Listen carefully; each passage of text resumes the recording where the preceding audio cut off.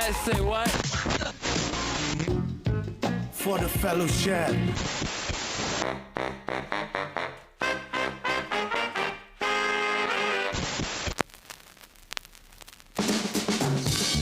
This is Vinyl Voices Radio, ESPN 97.5. Ladies and gentlemen, I'm John Goodman. Dusty Sandehan. All right, welcome to Vinyl Voices Radio here on ESPN. I'm John Denman, Justin Dejas, co-host, and we're hanging out here at the Hell and High Water Studios. Really excited about this week's show. Couple reasons: beer sponsor Bagpew donated some really tasty beverages, and of course Frank's Pizza, always good because when you're eating pizza, beer goes well, and when you're drinking beer, pizza goes well. That's right. The two are hand in hand. They were made for each other, John. I mean, they actually are hand in hand a lot of time. They are, right? So that's a good point. How are you? Actually doing pretty fantastic. Again, a lot of live shows coming through Houston, so Yeah. seeing some good stuff. Really excited about today's show and our guests. Yeah, me too.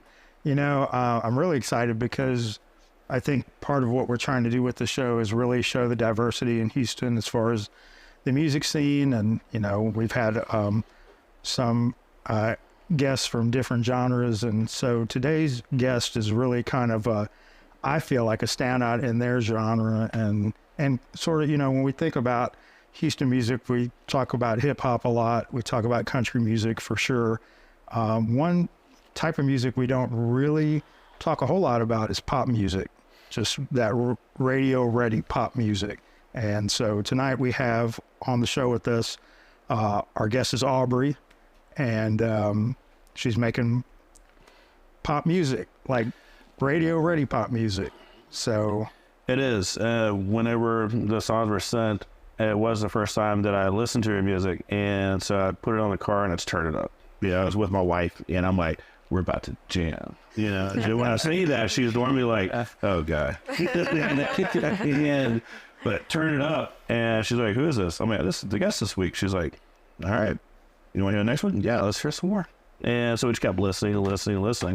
But yeah, you're right. I mean, it's just like really good music. yeah, just a kind of a quick bio. So ABRY basically grew up singing in the church where a lot of awesome singers start, and then was playing like paid gigs, as a teenager and cover bands in middle school, and kind of just developed her sound working with her producer, Micah Cadis, who's with us today too. And so, yeah, the songs that we're going to hear tonight, they worked on together. And so we're going to, really get a good feel for what they're trying to do just by diving into the songs. And pop music is one of those where I admit, with certain people about certain things that I like there's a lot of musicians out there that you just can't deny that makes really good music. Right, Taylor Swift being what she's doing right now is just something phenomenal, and I'm like, all right, her music's pretty good, and then I can always jam like Pink, just Right. anytime. It's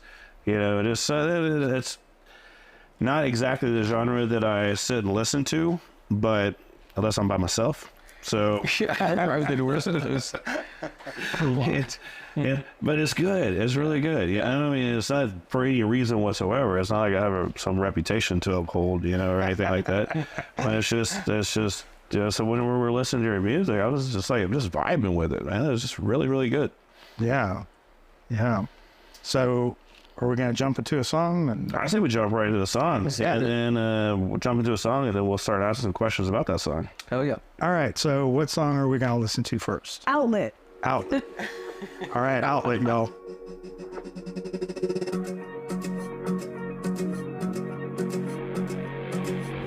All this white noise slipping into my bloodstream drains all the dopamine.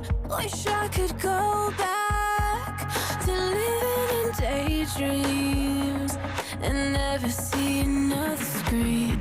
Can you get me something to believe in? 'Cause I don't pray to God.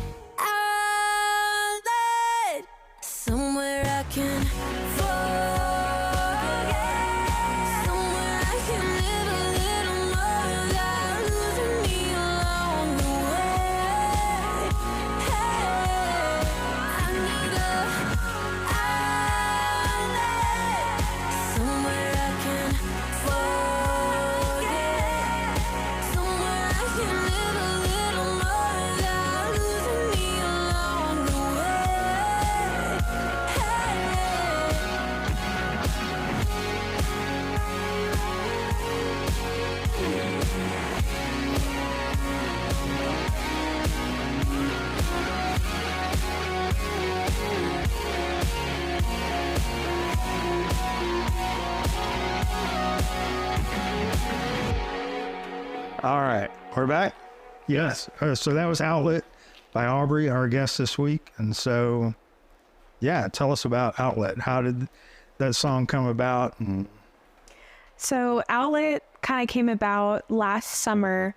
I really just we were talking, and I really wanted to make a summery sounding song to kind of kick off the summer and just have it like fun, lighthearted. And I wanted to like challenge myself lyrically to not write necessarily about a relationship or love or a breakup, because that's kind of like an easy thing to kind of get into, is that pattern of like writing about relationships a lot. So I wanted to just think of a broader concept that was still like very universal to people. So, you know, the song is about wanting an escape, wanting an outlet from the everyday life, you know, and I think we can all relate that like sometimes our lives can be very monotonous and repetitive, and we want something to escape to. And, you know, music has been really that for me over the years. And so I think I just wanted to like encapsulate that in a song, and like hopefully people can relate to that and have fun, and they can take their own meaning into that, and it can kind of be a shared anthem between me and the fans. And it's just been one of my favorite ones to even perform live too, because of how anthemic it is. And I think it also informs the upcoming album as well, because I have a lot of songs that match that theme of outlet, like wanting to feel connected to, you know, yourself more, or nature, or wanting to disconnect from the world, or being turned on. I have a song about being turned on, like just a lot of like things that kind of match into that theme. So outlet really informs like the rest of the world that I'm trying to create sonically for my next project. So it's just kind of the introduction to the era, and I think it's a perfect like title track. I think it just, the theme is great, and it's positive too. I wanted to challenge myself to write something a little bit more positive too. So, because I have some other kind of more sad songs. So, well, I mean, that's something that a lot of people can relate to in a bunch of different ways, like you're saying. And it's like, man, it's an outlet. That could be because of a relationship, or I mean, it could just be because, you know, it's weekend. You know, That's right. and I love that people, can take their own meaning into it. Exactly. An outlet could be anything. Like for me, it's music, but I definitely want people to kind of put their own meaning to that and enjoy the song and kind of reflect on like what their outlet is, you know, and if they don't have one, you know, maybe to think about one, because like life can get really hard and like challenging, and, you know, it's like good to have something to turn to that's like a positive thing, you know, in your life. Right. Talk a little bit about just what it took to get to the point where you could write a song like Outlet, because I know that you two have been doing stuff together since you were like a teenager, basically. Yeah. And so, I mean, I think it's a really cool song, and it does have that. It's like we were talking about before, it's not bubblegum pop, you know, it's got some substance to it. But to get to that, you know, what were those early songs like? Kind of take us through that evolution of how you get to the point where you can write a song like that. Yeah, I mean, I think what really spurred it, besides like just wanting to stop kind of writing about relationships all the time, was COVID as well. That's when the initial idea of Outlet became to be, before the song was written. Just the title, because I'm a big title person. I like to think of concepts and titles that I would want to write a song about to motivate me to write the song, right? So like that's what we thought of like years before, right? Like I thought of the concept Outlet in 2019. I think it was even like right before COVID. Mm-hmm. And then once COVID hit, it was even more apparent that I needed to bring this song to life. Like it needed to come to fruition, because even more so, I was recording a lot during that time and like really trying to get better at writing and singing, and we were just making a lot of stuff during that time. So it just felt like the perfect direction to go, like with the theme, thematically and lyrically. And before that, like I said, the songs were kind of like, I think we were referencing a lot of other artists more so to try to influence my sound, which isn't a bad thing when you're first starting out. Like, I think it's important to be inspired by artists, certain artists, right? But there also comes to a point where it's like you have to have something to say that's like unique and personal to you. Right. So that's why I felt that Outlet was that for me. It was something else to say rather than, you know, like another breakup song, right? Because we've heard so many of those.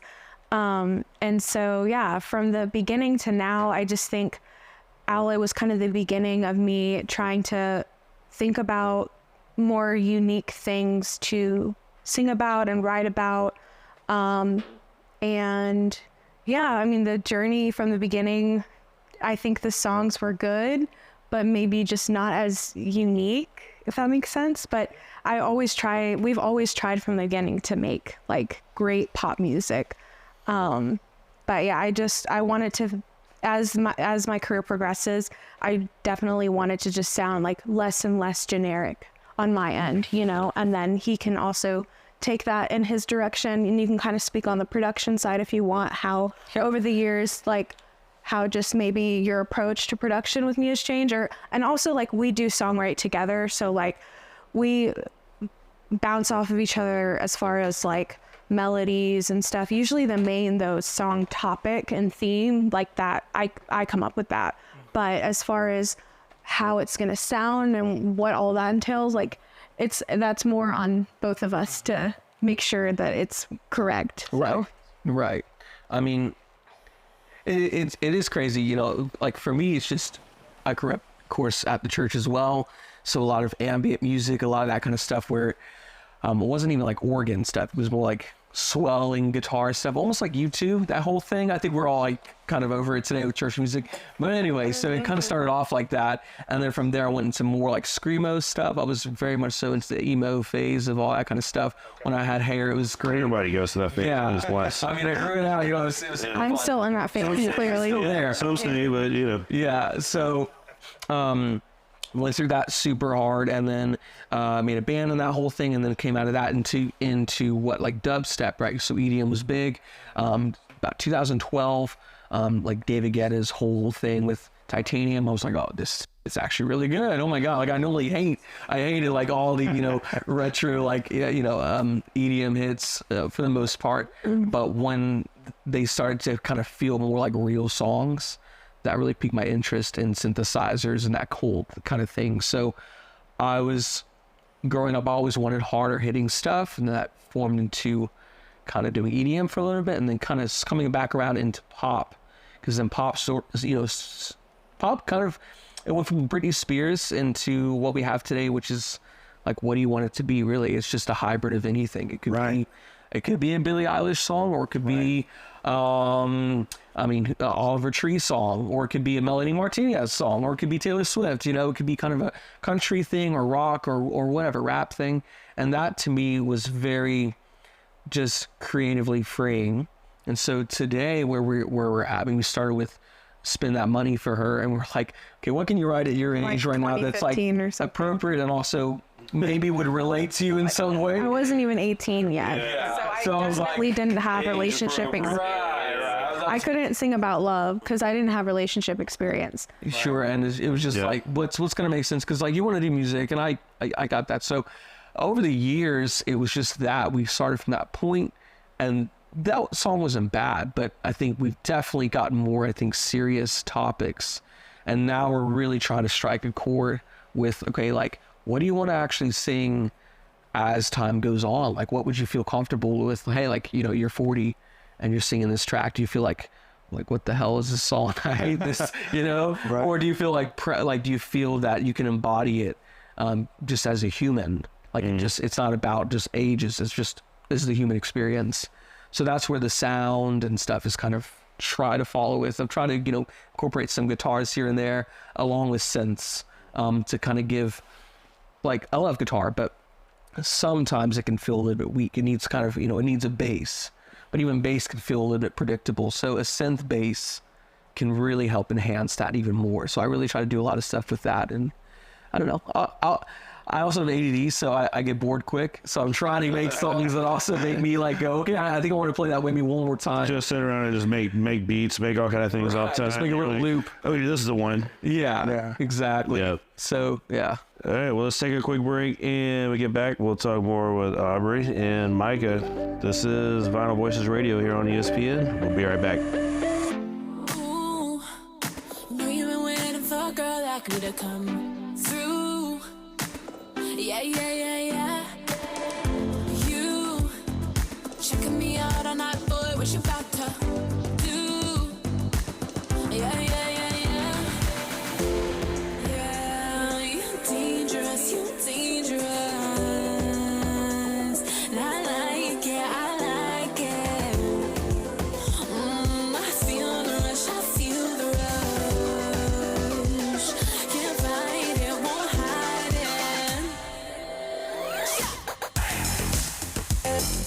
Dangerous, you're dangerous.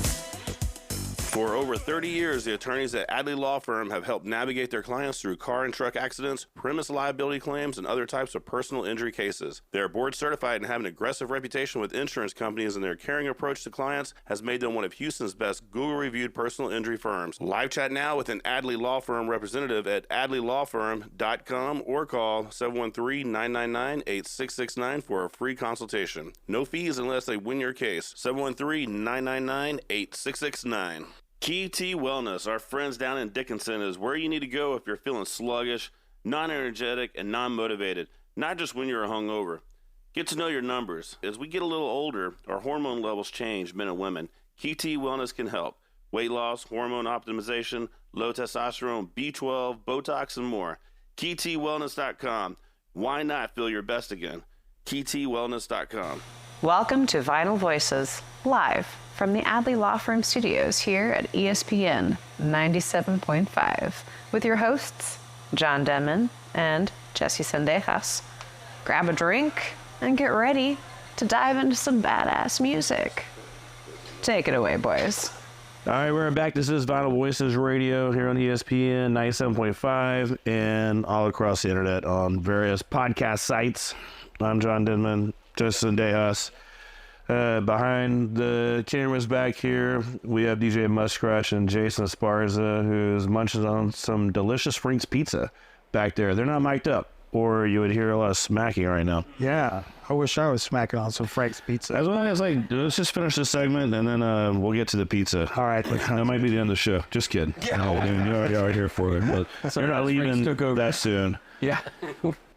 But our guests this week? Yep, we have Aubrey, pop band Aubrey with her producer Micah Cadis. And they're talking. How is that really supposed to be said? I mean, Aubrey. Yeah. All right. Like pop band, but it's not like pop band. I mean, we're kind of like a duo in the sense that I don't work with other producers. Like, he's kind of I like refuse exclusive. that. No. This is like Phineas. Like, nobody can produce for you. Yeah. But it's definitely like we just. I mean, even in the beginning, we did meet with a friend we were kind of doing a little bit with. But yeah, no. How you would say it though is like, I think it's just Aubrey, and I'm just kind of.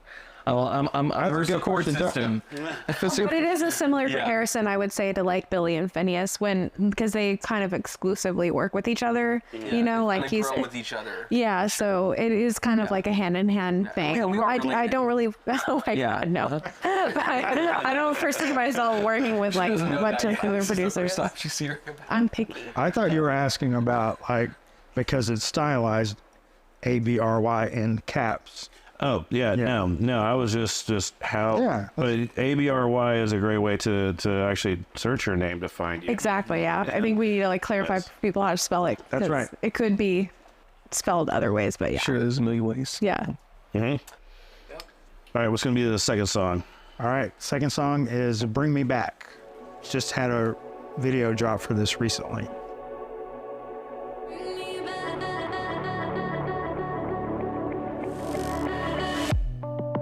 Keeping to myself, even though I need some help. 'Cause on my own it's easier. Yeah, I've been through some hell.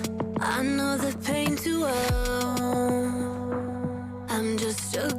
stuck in a shell. Bring me back, bring me back, bring me back to the girl I was before, right before I closed my doors, yeah. Bring me back, bring me back, bring me back. I just wanna be for sure you won't hurt me anymore. Bring me back, bring me back, bring me back to the girl I was before, right before I closed my doors, yeah. Bring me back, bring me back, bring me back. I just wanna be for sure you won't hurt me anymore. Giving up the past, only way to make this last. I wish I knew how to let go. Never thought of therapy, but what you did to me really got me overthinking.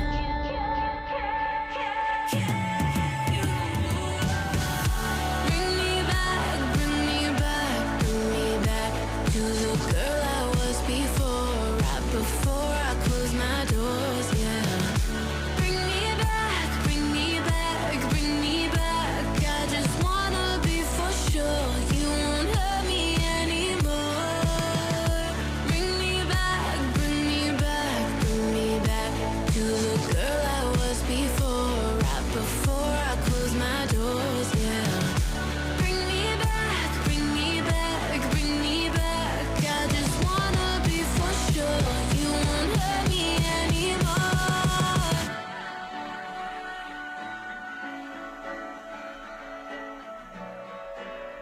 Yeah, no, that was a really good song. You know, it's one of those where, yeah, the style of music that you're making is one where you're happy, but it still kind of pulls some strings, you know, a little bit, where it's like, what emotion am I really feeling when I listen to the song? So what am I supposed to feel when I listen to that song? Well, I wrote Bring Me Back about wanting to get back with an ex. So that's kind of where I'm coming from as like my perspective. This Which is never a good idea, by the way. right. And I don't know if I recommend it necessarily, but in the moment, this was like one of those rare things where it's like I wrote, it was kind of just like purge my emotions, and I was writing as these things were happening to me. It was like my reaction to my emotions, and in the moment, like my emotions were, you know, I do want to get back with my ex. And so, and I just also thought that it would be an interesting direction to write a song about that, because typically, you know, because I was kind of searching for songs to represent how I was feeling, you know, to comfort me and stuff. And I wasn't really finding that out there. Like, I wasn't finding songs that were written truly about, you know, not bashing their ex or, you know, saying like you or whatever. I don't know if we're allowed to curse on this, but, you know, it wasn't coming from, most of it comes from a negative place. And so I wanted to kind of put a spin on it and still write something relatable, but put just a more realistic spin on it. Because I think the reality is, it's like, you can be angry, upset, and whatever, but we've all gone through that where it's like we're in that period of you miss them, you want to get back with them. And I just wanted to be like really vulnerable about that and honest, and make a song that was maybe a fresh take on breakups, and not, you know, playing like the victim necessarily, but just wanting to just be very candid about the reality sometimes, like people, because it's very common, like people do get back with their exes sometimes more than once, trying to work stuff out, seeing if that person has changed, you know, like what's different this time, and like all that kind of stuff. And I kind of have, I think, some attachment issues where I get really attached to people, and it's really hard to let people go because I, you know, love so deeply and I care so much, and I kind of like pour everything into stuff. So it makes it that much harder to like fully walk away. So I feel like I always kind of have one foot in and one foot out the door in those kind during breakups, you know, specifically. So I just kind of wanted to write something that I didn't hear, like something that I needed, you know. So I made that, and honestly I didn't really know if it was going to come out or not, because it was really personal to me in the moment. and I sat on it for a while, and then I was just like, you know what, like I actually like this song, you know, like I think other people would like it too, so I took a chance and like I put it out. But initially it kind of was just, like I said, to purge my emotions and like to more of just a personal story and like a kind of like a diary entry sort of thing. It wasn't really intended to come out. But, you know, I'm happy I put it out. I'm happy to show people a softer side, a vulnerable side, and like just to be honest about what I was going through. Yeah, I think that's a cool, I don't know if it's necessarily like the same relationship, but, you know, like one of my favorite songs of yours is Already Gone. Yeah. Which is kind of like that opposite end of the scale of like, hey, don't even try to come look for me. Well, it's the stages of breakup, right? Right. Yeah. And so you could have written the angry song for the breakup, but then, you know, you break up, you get mad, you know, resentment, and then also you're like, maybe, you know, I had something to do with this too. You know, you start looking for it yourself and reflecting, and then it kind of eventually turns to almost forgiveness for your own actions. And then you know, from there, you came up with a song. Yeah. Exactly.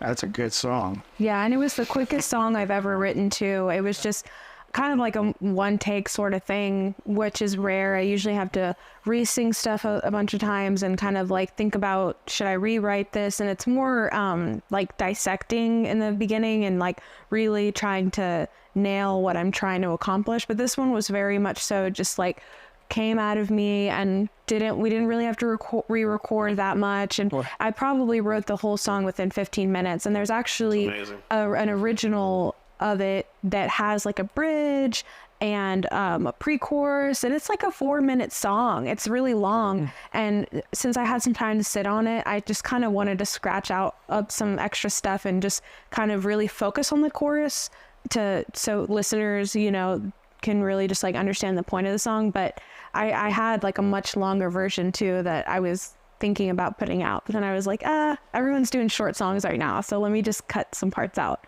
But yeah, it was really quick. I had, you know, just some music ready, and she just went for it. I was like, all right, let me just show me, get out of the way, you know. And normally we kind of go back and forth, but for that one it was just like, yeah, there was no back and forth for this one, because it was truly my story to tell, you know. Yeah, that's awesome. Yeah, it was cool. Actually, recording it, was it similar where, because we're kind of talking about this in the break, where sometimes it's a lot of takes, so did it just go quickly in that part of the process? It went quicker because since I already have the lyrics and the melody both at the same time ready, I didn't have to re-record it as much. Whereas other songs is kind of like a scat sort of thing where you're like dun dun dun dun, like you're just kind of singing stuff, and it's more the melody heavy, like melody first and adding the words after. It's like two separate processes. But for this one, it was everything came at the same time. And sometimes it's like that, you know, it's just like there's no way of predicting what you're going to come up with. But typically our process is we do the scat first and add the lyrics second.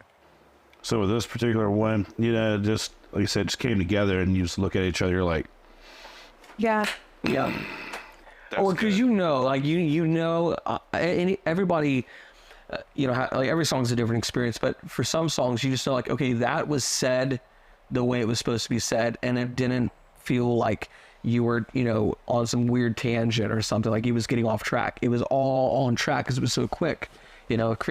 I mean, creativity can be really, it can get out of hand, you know, pretty quick, right? You write some just really stupid stuff. You're like, man, what the hell? Well, even with the music as well. Yes. Right? I mean, oh my gosh, yeah. From all the different things you can add to a song. Yes. And knowing that, like, it sounds like a simple song. It's not a simple song, but you made a song that sounds very easy to listen to. Yeah. And I think there's like, going back to like, it's complex in the sense that bringing me back, like the lyrics are bringing me back to the girl I was before, right before I closed my doors. And I think the sad part about that is, even though I'm asking for that in this song, that's kind of impossible, right? Like when you break up with someone, and you're wanting the relationship to go back to the way it was, or you want to kind of, what I'm singing in the song is I want to go back to the girl I was before, like before the trust issues, before the pain, before whatever happened, right? I want to go back to before all that. And the reality is that's impossible, because what's been done is what's been done. So there is kind of a sadness. I don't really like listening to it over and over, because I've already heard it 1,000 times when we're like in the mixing process and whatever, because I'm pretty hands-on and involved in all of that on the tail end of things. And so it's like I've heard it so many times, and it's still like gets me emotional, because, you know, it was like a very personal situation for me. And just there is that sadness to it, knowing like you're never really going to be that girl anymore, you know.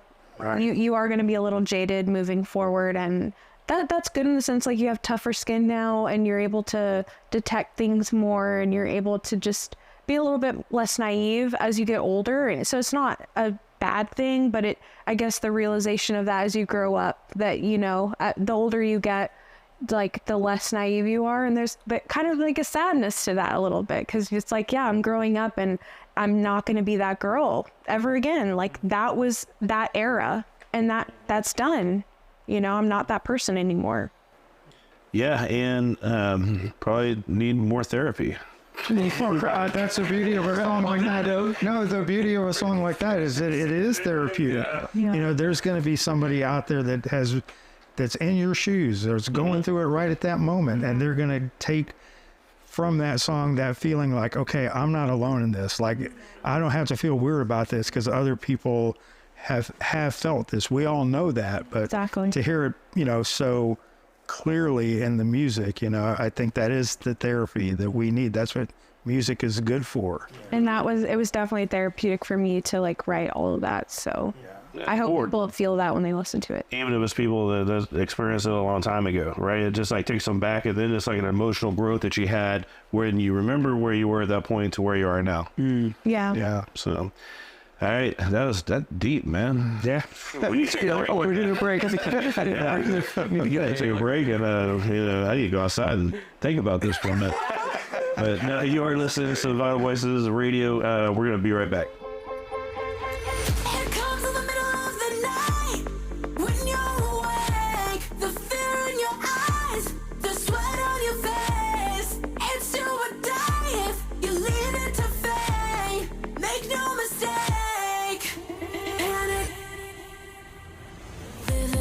Future I don't wanna be in, living with somebody I don't wanna be with no more.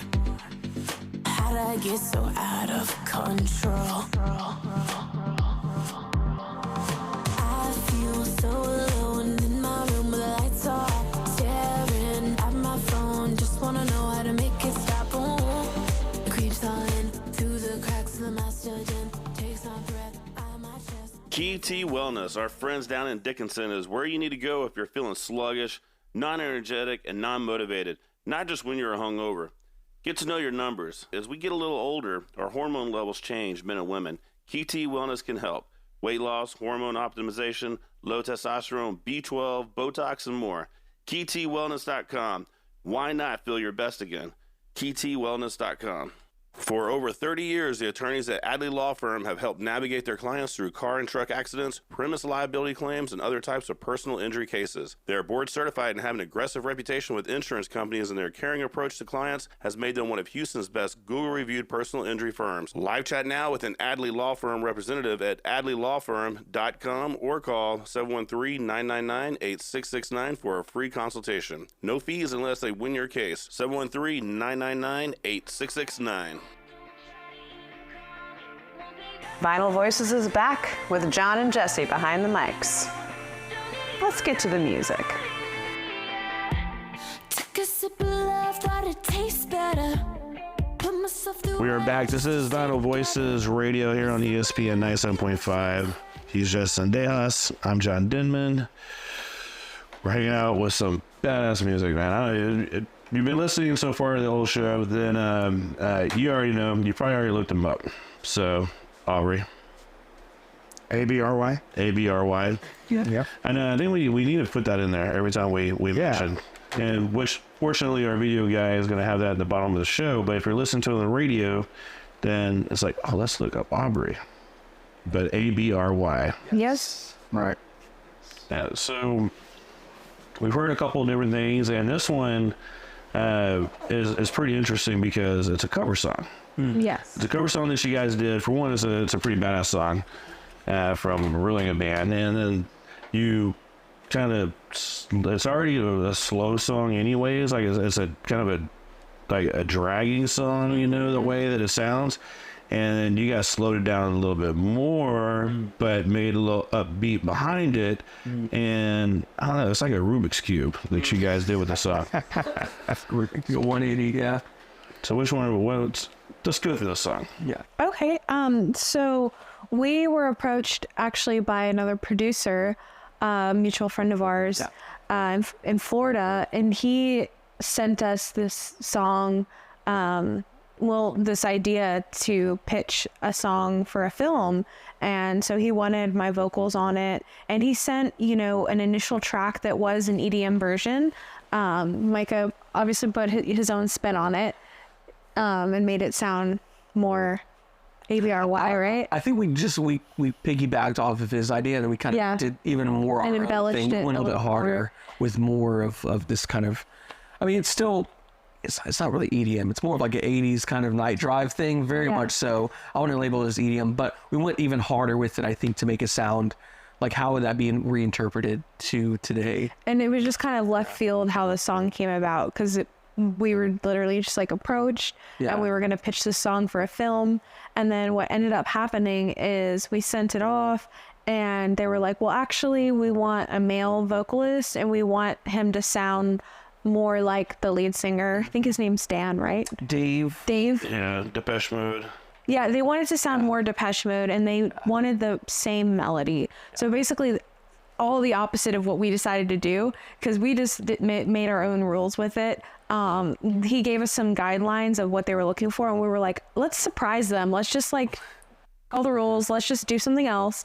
And then they didn't choose it, and then we were kind of sitting on it for a while, like a few months maybe. And then we were just talking to the other producer, hey, we all really like this song, and it's not gonna, nothing's gonna happen with it. They're not gonna use it, so let's just put it out. Why not? So that was a kind of fun story behind that. It's unexpected surprise. It's pretty exciting though. Right? Somebody trying to hey, make a song for a movie. Yeah. Right. And that was kind of the thought. It's the original is very melancholy and kind of dark. It's right? very dark, but there's a cool dullness to it, but it feels very 80s. There's a moodiness to it, how he sings. There was a time in my life that if I walked in a room and Depeche Mode was playing, I knew exactly what was about to happen. Yeah. Really good things. Yeah. What was about to happen. Yeah. So, when I heard that, because I didn't know that was what the song was, when I heard it, I'm like, yeah, man, this song's hey, I like this, and it just kept going, and it just I like the way you guys did this one. Yeah, we wanted to put a modern twist on it, because we kept listening to the original, and I think in the studio was trying to, I was singing the same melody, and it just didn't feel 2023 enough, it felt like something's missing. Let's experiment a little bit more, and that's how it kind of came about. That's the best ideas usually, when you're just open to trying something else, and we just wanted it to feel more ABRY.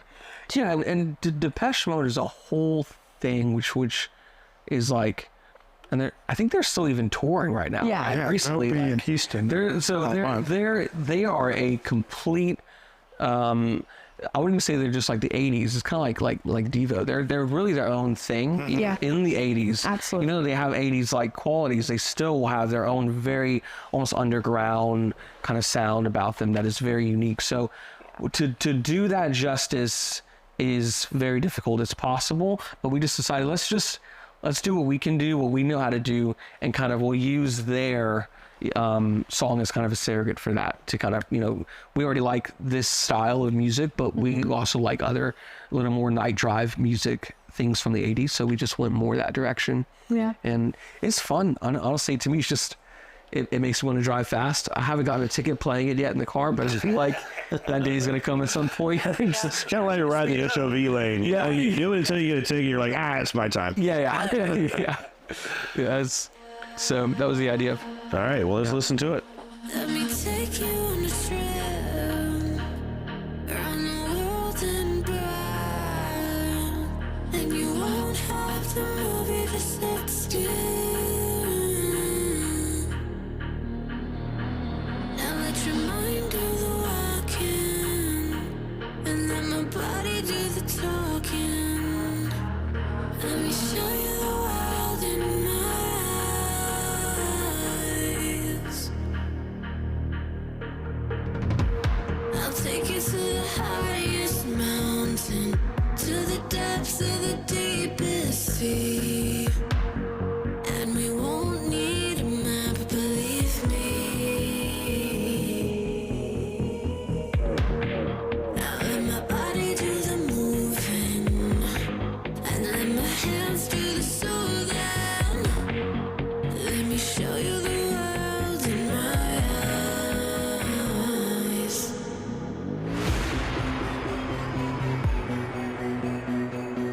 That's all there is. Nothing more than you can feel now. That's all there is. Let me show you the world in my eyes. Let me show you the world in my eyes. Let me show you the world in my eyes. Let me put you on a ship on a long, long trip. Your lips close to my lips. All the islands in the ocean, all the heavens in motion. Let me show you the world in my eyes.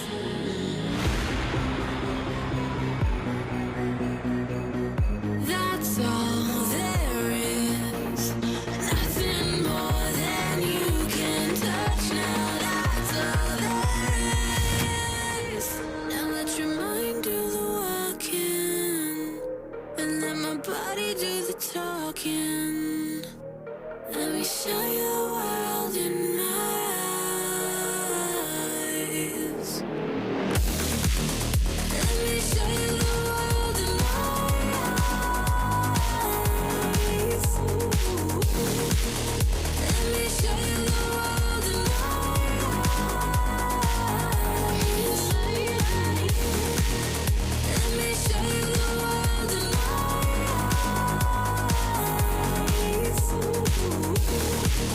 Let me show you the world in my eyes. Let me show you the world in my eyes.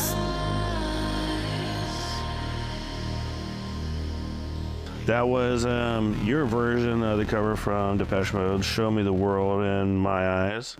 Yeah, just world in my eyes. The World in My Eyes? Just world in my eyes. Just World in My Yeah, Eyes. don't show it to me. You're right. Show it to I'm the worst about remembering names for songs. And people are like, hey, what's your favorite song of the band? I'm like, I don't know, I'll sing it. Yeah, exactly.